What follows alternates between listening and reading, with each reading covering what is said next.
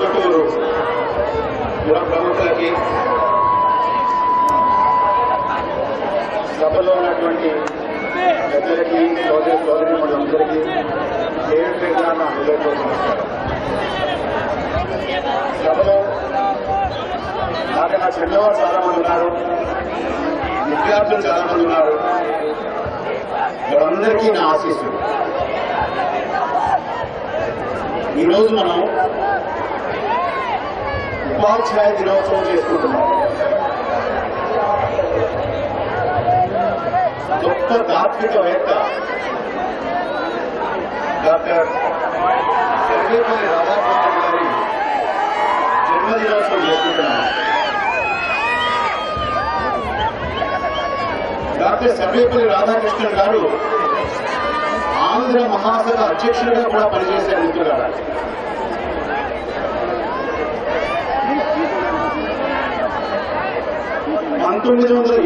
సంవత్సరంలో మహాత్మా గాంధీ సర్వేపల్లి రాధాకృష్ణన్ గారికి ఒక లేఖ రాశారు. ఆ లేఖలో తెలుగు ప్రజలకి ఒక రాష్ట్రం ఉండాలి, స్వాతంత్రం వచ్చిన తర్వాత భారతదేశంలో ఉన్నటువంటి రాజకీయ వ్యవస్థని మనం భాషల ప్రకారంగా రాష్ట్రాన్ని విభజించుకుని తెలుగు ప్రజలందరూ ఒకే గొడుగు కిందకి, ఒకే పరిపాలనా అధికారం కిందకి రావాలి. చిరకాలంగా దశాబ్దాలుగా ఉన్నటువంటి తెలుగు ప్రజల ఐక్యత ఆకాంక్షని నిజం చేసుకోవాలి. ఇది సరైనటువంటి మార్గం అనే మాట 1920వ సంవత్సరంలో మహాత్మా గాంధీ సర్వేపల్లి రాధాకృష్ణన్ గారికి రాసినటువంటి లేఖలో ఆ మాట చాలా స్పష్టంగా చెప్పారు. మిత్రులారా, మహాత్మా గాంధీ అసలైనటువంటి గాంధీ, సిసలైనటువంటి గాంధీ తెలుగు ప్రజలు ఒకటిగా ఉండాలి, ఒక రాష్ట్రంగా ఉండాలి అని ఆనాడు అంటే, నకిలీ గాంధీ ఇవాళ తెలుగు ప్రజల్ని విడదీద్దామనేటటువంటి కుట్ర చేస్తుంది మా మిత్రులారా. మిత్రులారా, పొద్దుటూరు రావడం నాకివాళ మొట్టమొదటిసారి. నేను చాలా ఇష్టంగా వచ్చాను. ఈ ఊరు మిమ్మల్ని అందరినీ దర్శించుకుందామని వచ్చాను. కానీ ఇవాళ సందర్భం ఏమిటి అంటే, మనం ఎవ్వరం కూడా సంతోషంగా లేవు. మనందరం కూడా చాలా బాధగా ఉన్నాం, చాలా వ్యధతోటి ఉన్నాం, చాలా ఆవేదనతో ఉన్నాం. తెలుగు జాతిని, తెలుగు తల్లిని, తెలుగు ఐక్యతని ముక్కలు ముక్కలుగా కోసేయడానికి వాళ్ళ హైదరాబాద్లోనూ ఢిల్లీలోనూ కుట్ర జరుగుతోంది. మిత్రులారా, ఈ కుట్రను అడ్డుకోవాలి మనం. నేను మీ అందరినీ చూసిన తర్వాత, మీ అందరి ముఖాల్లోకి చూసిన తర్వాత, మీ ముఖాల్లో కనపడుతున్నటువంటి పట్టుదల, మీ కళ్ళల్లో కనిపిస్తున్నటువంటి దీక్ష నేను చూసిన తర్వాత ఆంధ్రప్రదేశ్ రాష్ట్రాన్ని ఎవరూ విభజించలేరు అనేటువంటి విశ్వాసం నాకు కలుగుతోంది.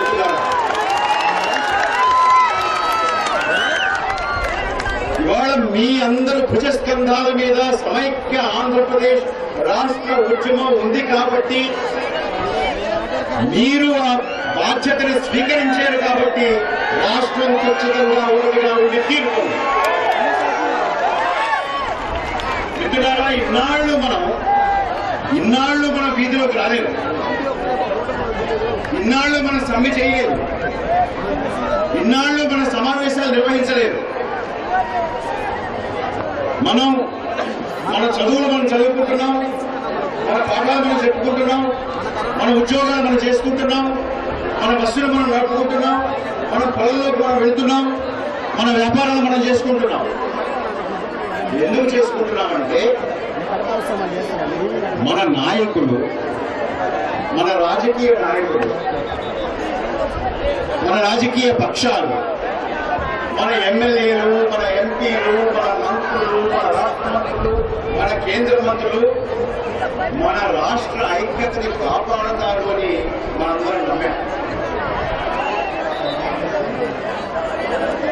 కానీ ఇవాళ మనకు విషయం తేలిపోయింది. మన ఎమ్మెల్యేలు, మన ఎంపీలు, మన రాజకీయ పక్షాలు, మన రాష్ట్ర మంత్రులు, మన కేంద్ర మంత్రులు మన రాష్ట్ర ఐక్యతని కాపాడడంలో విఫలమయ్యారు. మిత్రులారా, తెలుగు తల్లికి వెన్నుపోటు పొడిచారు, తెలుగు జాతి ఐక్యతకి వెన్నుపోటు పొడిచారు. అందుచేత ఇవాళ మనందరం కూడా బహిరంగంగా బయటికి రావాల్సి వచ్చింది. మన చేతుల్లోకి ఈ ఉద్యమాన్ని తీసుకోవాల్సినటువంటి పరిస్థితి వచ్చింది. మిత్రులారా, రాజకీయ పక్షాలన్నీ, రాజకీయ నాయకులు అందరూ కూడా మేము ఉన్నాము, మేము చూస్తున్నాము, విభజన జరగనివ్వము అనేటువంటి మాట మనకి అనేక సంవత్సరాలుగా చెబుతూ వచ్చారు. మనల్ని ఏమార్చారు. మనకి ఢిల్లీలో పెద్దగా కృషి చేస్తున్నాము, ఎట్టి పరిస్థితుల్లోనూ రాష్ట్ర విభజన జరగకుండా మేము చూస్తాము అనేటటువంటి మాట చెప్తూ వచ్చారు. కానీ మిత్రులారా, ఇవాళ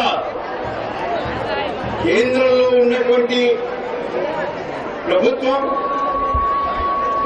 రేపు మాకు రాష్ట్ర విభజనకి క్యాబినెట్ నోటు తయారు చేస్తోంది అనేటువంటి మాట చెప్తూ వస్తున్నారు. 34-35 రోజుల నుంచి మనం మన దైనందిన జీవితాన్ని వదిలేసి రోడ్ల మీద ఉన్నాం. మన దైనందిన జీవితాన్ని వదిలేసి సమ్మె చేస్తున్నాం. మన ఆదాయాన్ని పోగొట్టుకుంటున్నాం, మన నిత్య జీవితంలో ఉన్నటువంటి అన్నిటినీ పోగొట్టుకుంటున్నాం, మన జీవితాల్ని పణంగా పెడుతున్నాం. రాష్ట్ర సమైక్యతని కాపాడుకోవడం కోసం మనం అనేక దీక్షతోటి ఇవాళ కృషి చేస్తున్నాం మిత్రులారా. కానీ ఎప్పుడు ఎవరు ఢిల్లీలో ఉన్నటువంటి పెద్దల్ని కలిసినా కూడా రాష్ట్ర విభజన మేము ఆగేది లేదు, వెనక్కి తీసుకునేది లేదు, రాష్ట్ర విభజన జరిగి తీరుతుంది, రాష్ట్ర విభజన జరిగితే మీకు వచ్చేటటువంటి కష్టసుఖాల గురించి వచ్చి మాతో చెప్పుకోండి అంటున్నారు. కానీ మేము వెనక్కి తగ్గేది లేదు అనేటువంటి మాట పదే పదే చెప్తున్నారు మిత్రులారా. కానీ ప్రజాశక్తి తలుచుకుంటే, మీరందరూ తలుచుకుంటే, మనందరం తలుచుకుంటే ఈ రాష్ట్ర విభజనని ఆపి తీరుతాము. ఈ రాష్ట్ర విభజన చేయడం ఎవరి తరం కాదు. మేమందరం కూడా కృతనిశ్చయంతో ఉన్నాము, వజ్ర సంకల్పంతో ఉన్నాము.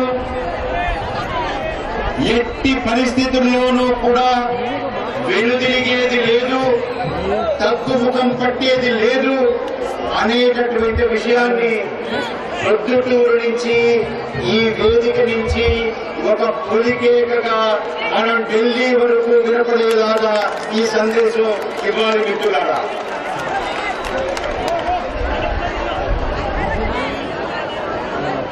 మిత్రులారా, 30వ తారీఖు జూలై నుంచి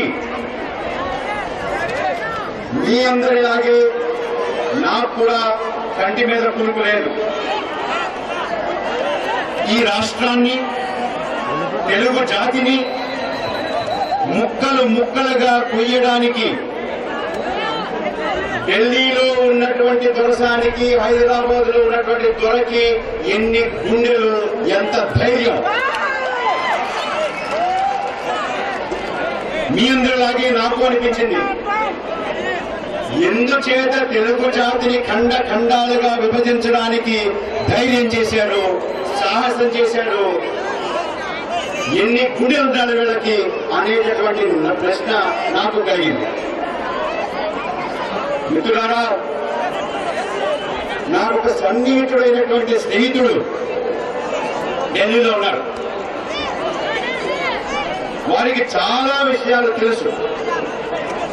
నేను వారికి ఒకసారి ఫోన్ చేసి నేను అడిగాను, ఏమండి మహారాష్ట్రలో విదర్భని ప్రత్యేక రాష్ట్రంగా చేయాలి అని అసెంబ్లీలో తీర్మానం జరిగి 15 సంవత్సరాలైనా కూడా మహారాష్ట్రని ముట్టుకున్నారా? ముట్టుకోలేదు. దక్షిణ తమిళనాడు విడిపోవాలి అని ముఖ్యమంత్రి అడుగుతున్నా అప్పుడప్పుడు తమిళనాడుని ముట్టుకున్నారా? ముట్టుకోలేదు. గుజరాత్ రాష్ట్రంలో కచ్, సౌరాష్ట్రం మాకు వేరే రాష్ట్రం కావాలి అని ఉద్యమం చేస్తున్నా, డిమాండ్ చేస్తున్నా గుజరాత్ రాష్ట్రాన్ని ఎవరు ముట్టుకోలేదు.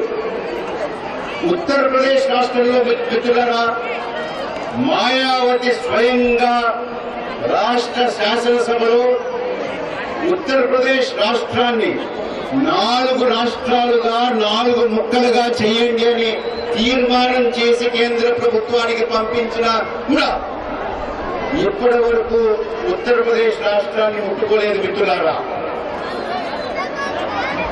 కర్ణాటక రాష్ట్రంలో పొంగునాడు కావాలని సంవత్సరాలుగా అక్కడ ముఖ్యమంత్రి అడుగుతున్నా కర్ణాటక రాష్ట్రాన్ని ముట్టుకోలేదు. కేవలం ఆంధ్రప్రదేశ్ రాష్ట్రాన్ని,